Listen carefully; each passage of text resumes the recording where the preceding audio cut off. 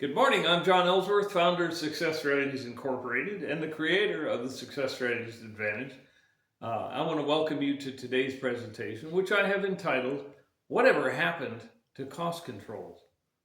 Peter Drucker, a famous business management writer, and I love his books that he's come out with over the years. But he said, and I quote, "In cost control, an ounce of prevention is worth a pound of cure." End of quote.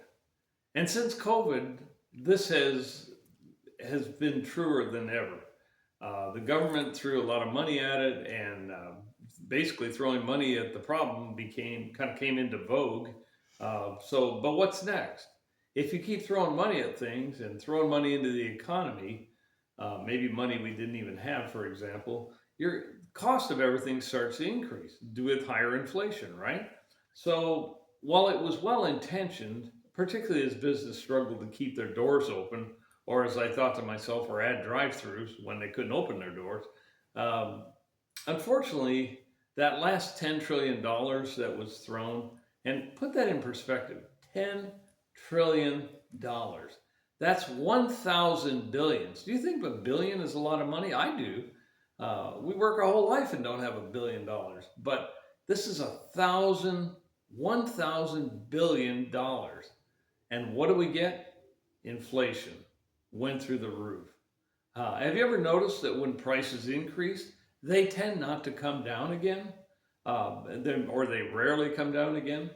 And I'm not blaming anybody, but frankly, it's reality, isn't it? So who pays for this? The answer to that is we do. We do as consumers, we do as businesses, and that's the reason I would suggest we cannot afford to take our eyes off the goal of keeping costs in check. Now, Peter Drucker went on to cite in a story I was reading recently about a pharmaceutical company who from 1965 to 1995, a 30-year period, and fairly high inflation period, particularly after 1975 or so. The last 20 years of that 30-year period was very inflationary. They, as a company, grew in sales by 8 times, and that was inflation adjusted. So they really grew, not only from inflation, but they grew 8 times aside from the inflationary effect. And the way they kept their profits in line, they worked diligently to hold their costs to a fixed percentage of whatever their revenue increase was. So for example, if their revenue was up 10% in this given time period that we're working in, like the current year, they limited their cost increase to 6%. So that 4% improvement in the margin actually compounds over time, and basically they did it in the other direction too. If sales were down 5%, they tried to also cut their costs 5%. So I have a question for you. Think about this in your business or in your personal budget.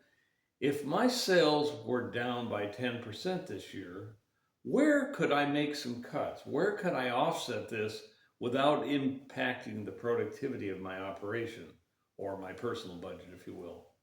So if my sales were down 10% this year, where could I cut costs to offset that without damaging the impact of your productivity? Trust me, this is only a start, but it can be a very powerful question, and it can be the beginning point for vastly improved profits in your operation.